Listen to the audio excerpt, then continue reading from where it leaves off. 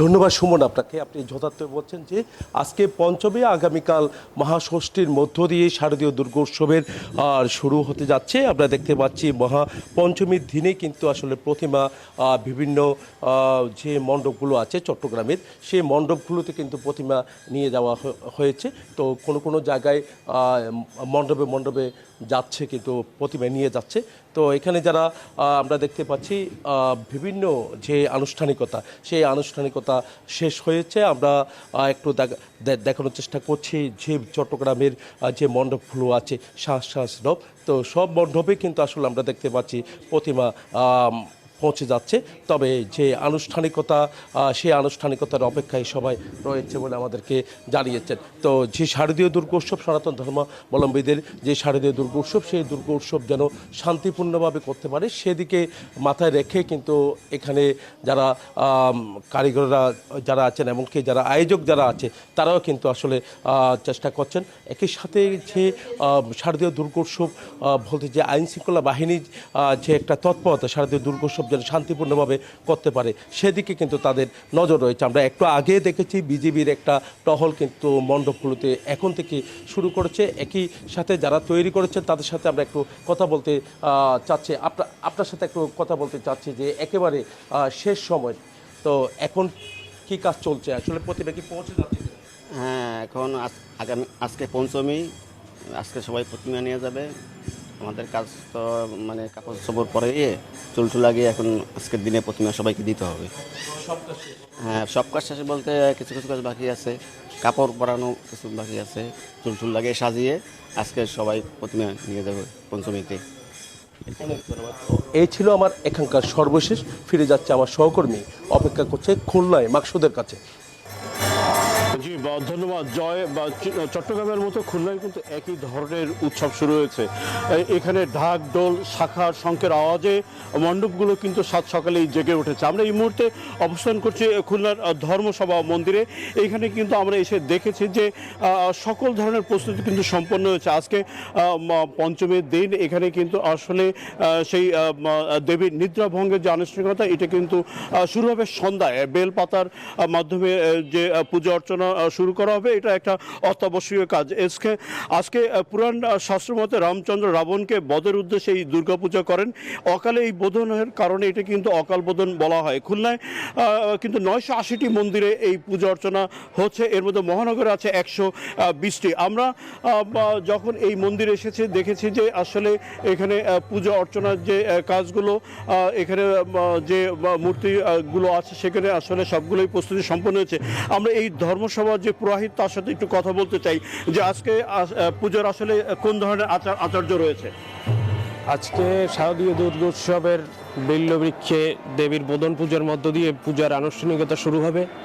এরপর থেকে ক্রমান্বয়ে আগামীকাল অধিবাস, তারপর সপ্তমী, অষ্টমী, নবমী, দশমী পর্যন্ত পূজা চলবে। সব বিষয়ে আমাদের প্রস্তুতি ভালোভাবে সম্পন্ন হয়েছে। কোনোভাবে কোনো আইনশৃঙ্খলা পরিস্থিতি কেমন? প্রশাসন দৃষ্টি আমাদের সজাগ রয়েছে এবং খুব সহায়তা করছে। তারা সার্বক্ষণিক আমাদের সাথে যোগাযোগ রাখছে এবং তাদের সব বিষয়ে নজরদারি আমাদের উপর রয়েছে। সবসময় খোঁজখবর নিচ্ছে। ভক্তদের কি অবস্থা, তারা কি আনন্দমুখর আছে? ভক্তরা আনন্দমুখর আছে, সবাই স্বতঃস্ফূর্তভাবে মন্দিরে আসছে এবং সবাই পুজোর জন্য অপেক্ষায় আছে। যখন মায়ের পূজা শুরু হবে এই বিষয়ে তারা খুব আনন্দভাবে একটা উপভোগ করছে। আজকে কি হবে সন্ধ্যায়? কি আজকে সন্ধ্যায় বোধন পূজা হবে, তারপরে আমাদের সাংস্কৃতিক অনুষ্ঠান এবং গীতিনাট্য মহিষাসুর মর্দিনী এটা অনুষ্ঠিত হবে। জি, আমরা যখন এই মন্দিরে এসেছি তখন কিন্তু দেখতে পাচ্ছি যে আসলে ঢাক ঢোল দিয়ে যে পুজো অর্চনা শুরু হচ্ছে। তো আমরা খবর নিয়েছি যে খুলনায় এবার 980টি মন্দিরে এই পুজো হচ্ছে এবং প্রত্যেকটা মন্দিরে কিন্তু আসলে উৎসব মুখর পরিবেশে হচ্ছে। আইনশৃঙ্খলা পরিস্থিতি স্বাভাবিক, পুরোহিতরা এমনটি বলার চেষ্টা করছেন। তো এই ছিল খুলনা থেকে সর্বশেষ। আমরা যাচ্ছি আমাদের আরেক সহকর্মী কুষ্টিয়া লালনের কাছে। লালন জানাচ্ছিলেন কুষ্টিয়াতেও কিন্তু একই চিত্র। আমি হিন্দু ধর্মাবলম্বীদের সাথে কথা বলেছি, তারা বলছেন যে এই শারদীয় যে দুর্গোৎসব সেটি আয়োজনের সর্বশেষ প্রস্তুতি কিন্তু চলছে। ইতিমধ্যেই কিন্তু প্রতিমা তৈরি এবং সেগুলো রং করার কাজ শেষ হয়েছে। পাশাপাশি কিন্তু প্রতিমাকে আরো সৌন্দর্যমণ্ডিত করতে যেসব আনুষ্ঠানিকতা রয়েছে সেই শেষ মুহূর্তের কাজ কিন্তু কুষ্টিয়ার মন্দিরগুলোতে বা এই মণ্ডপগুলোতে চলছে। আমি যারা এই কারিগর রয়েছেন অর্থাৎ প্রতিমা তৈরিতে যারা নিয়োজিত ছিলেন তাদের সাথে কথা বলেছি, তারা বলছেন যে ইতিমধ্যে তাদের প্রায় অধিকাংশ কাজই শেষ হয়েছে। শেষ মুহূর্তে দেবী দুর্গার যে পোশাক পরিচ্ছদ বা অলংকার সহ অন্যান্য যেসব মানে আনুষ্ঠানিকতা রয়েছে বা এই প্রতিমাগুলোকে ফুটিয়ে তোলার জন্য যে সৌন্দর্যের কাজ সেটি কিন্তু শেষ মুহূর্তে চলছে। আপনাকে একটু জানিয়ে রাখি, কুষ্টিয়া জেলাতে 249টি মণ্ডপে কিন্তু এই শারদীয় দুর্গোৎসবের আয়োজন করা হয়েছে। ইতিমধ্যে নিশ্চিদ্র নিরাপত্তা ব্যবস্থা নিশ্চিতে কিন্তু জেলা পুলিশের পক্ষ থেকে প্রতিটি মন্দিরে কিন্তু আনসার সদস্য মোতায়েন করা হয়েছে। পাশাপাশি পুলিশ সদস্যরাও কিন্তু দায়িত্ব পালন করবেন। এর সাথে আহ গোয়েন্দা নজরদারি বাড়ানোর পাশাপাশি কিন্তু র্যাব, সেনাবাহিনী সহ অন্যান্য আইন শৃঙ্খলা বাহিনীর সদস্য যারা রয়েছেন তারাও কিন্তু আসলে সতর্ক অবস্থানে রয়েছেন। সতর্ক অবস্থানে রয়েছেন অন্যান্য যেসব রাজনৈতিক দল বা স্থানীয় যারা জনপ্রতিনিধি রয়েছেন তারাও কিন্তু আসলে এই পূজাটি নির্বিঘ্নে নিশ্চিন্তে শেষ করতে সব ধরনের সহযোগিতার আশ্বাস দিচ্ছেন। আমি হিন্দু ধর্মাবলম্বীদের সাথে কথা বলে যতটুকু জেনেছি তারা বলছেন এটি তাদের সবচেয়ে বড় ধর্মীয় অনুষ্ঠান বা উৎসব। এই উৎসবটি নির্বিঘ্নে নিশ্চিন্তে শেষ করতে তারা সব শ্রেণী পেশার মানুষের সহযোগিতা চেয়েছেন এবং তারা বলছেন যে এই অনুষ্ঠানটি যেহেতু আগামী কালকে থেকে শুরু হবে, তো সেই ক্ষেত্রে কিন্তু আসলে নিশ্চিত নিরাপত্তা ব্যবস্থা সহ সার্বিক অনুষ্ঠানের বা আয়োজনের প্রস্তুতি কিন্তু ইতিমধ্যে শেষ হয়েছে। তো এই ছিল কুষ্টিয়ায় শারদীয় উৎসবের প্রস্তুতি নিয়ে সর্বশেষ। একই খবর জানতে চলে যাচ্ছি সাভারে, সেখানে অপেক্ষা করছেন আমাদের আরেক সহকর্মী নাজবুলের কাছে।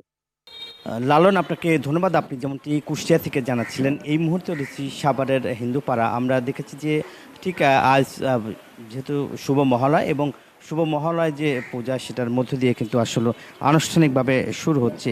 আপনারা জানেন যে এই দেবীকে দেবী পক্ষ এবং একই সঙ্গে দেবী দুর্গাকে মর্তবে আহ্বানের মাধ্যমে দেবীকে আনুষ্ঠানিকভাবে তারা স্বাগত জানাচ্ছে এবং সেইখানে যে যে পূজাটা সেটা কিন্তু এখন পুরাপুরি সেই পূজা চলছে। এবং আমরা যদি আপনাদের দেখাতে চাই যে যেহেতু সাভারে 214টি পূজা মণ্ডপে কিন্তু পূজা হচ্ছে এবং দেবী দুর্গার আগমনীর বার্তা নিয়ে হিন্দু সম্প্রদায়ের সবচেয়ে যে বড় যে শারদীয় দুর্গা উৎসব সেইটার যে ঘরে ঘরে যে উৎসবের আমেজ সেটা কিন্তু এখন বইছে।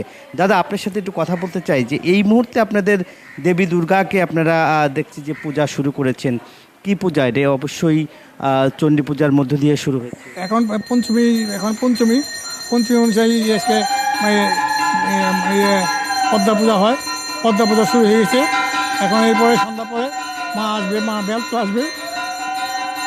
ধন্যবাদ আপনাকে। এই যেমনটি বলছিলেন এবং আপনারা জানেন যে এখন কিন্তু দেখতেন যে যে পূজাটা সেটা কিন্তু সেই পূজাটা কিন্তু এখন চলছে এবং একই সঙ্গে যে কাঁসা, ঢোল, উলু এবং শঙ্খ বাজিয়ে কিন্তু মা দুর্গাকে কিন্তু বরণ করে নিচ্ছে এবং এবার কিন্তু দেবী দুর্গা গজে করে চড়ে আসবেন এবং পালকিতে করে বিদায় নেবেন এবং অশুভ লক্ষণ। আপনারা জানেন যে দুর্গাপূজা বাজানোর বাজনার যে বেজে উঠেছে ঠিক সারা দেশেই আপনার দুর্গাপূজার গণনা কিন্তু মহালয়ের মধ্য দিকে শুরু হয়েছে এবং 214টি পূজা মণ্ডপগুলোতে কিন্তু মহালয়ের যে ঘট সেটা বিশেষ পূজার মধ্য দিয়ে কিন্তু যে দেবী পক্ষ সেটা কিন্তু মূলত কাজ চলছে। একই সঙ্গে যে চণ্ডী পাঠ, সেই চণ্ডী পাঠের মাধ্যমে দেবী দুর্গাকে আহ্বান করা এবং সেই যে আনুষ্ঠানিকতা সেটা কিন্তু এখন পুরাদমে চলছে এবং আমরা জানেন যে ঠিক সন্ধ্যায় কিন্তু বেল পূজা, সেই বেল পূজার মধ্য দিয়ে কিন্তু যে আজকের যে পূজার যে আনুষ্ঠানিকতা সেটা কিন্তু পুরাদমে চলবে এবং এই পূজা কিন্তু 5 দিন চলবে। আপনারা জানেন যে এই পূজা ঘিরে কিন্তু আপনার মণ্ডপগুলোতে ধূপের ধোঁয়া, ডাক, ঢোল এবং কাঁসা মন্দিরের চারপাশে কিন্তু পুরোহিতের ভক্তি কণ্ঠ, দেবী সর্বত্র আসলে এবার যে মন্তব্যে অর্থাৎ যেই সব নম নম নম নম এবং নম এই মন্ত্র আপনারা জানেন যে উচ্চারণ করা হচ্ছে এবং ভিতর দিয়ে কিন্তু উদযাপিত হচ্ছে মহালয়। এই মহালয় পূজা আপনারা জানেন যে এই যে পূজার যে আনুষ্ঠানিকতা সেটা কিন্তু আপনারা দেখতেই পাচ্ছেন যে এখন পুরোদমে হচ্ছে এবং এই পূজার মধ্য দিয়ে কিন্তু যে এখন সেটা শুরু হয়েছে এবং আমরা যদি আপনাদেরকে দেখাতে চাই যে মন্দিরে এখন দেখছেন যে সকল সাজ সেটা কিন্তু এর মধ্যে দিয়েই কিন্তু শেষ হচ্ছে এবং আনুষ্ঠানিকতা অর্থাৎ আইন শৃঙ্খলা বাহিনী কিন্তু প্রতিটা মন্দিরে 4 স্তরের নিরাপত্তা জোরদার করা হয়েছে। একই সঙ্গে কিন্তু যে সিসিটিভি বসানো হয়েছে। এই ছিল আমার কাছে নিরাপত্তা এবং পূজা মণ্ডপের সর্বশেষ তথ্য। ফিরে যাচ্ছি স্টুডিওতে সুমনের কাছে। সুমন। ধন্যবাদ নাজমুল।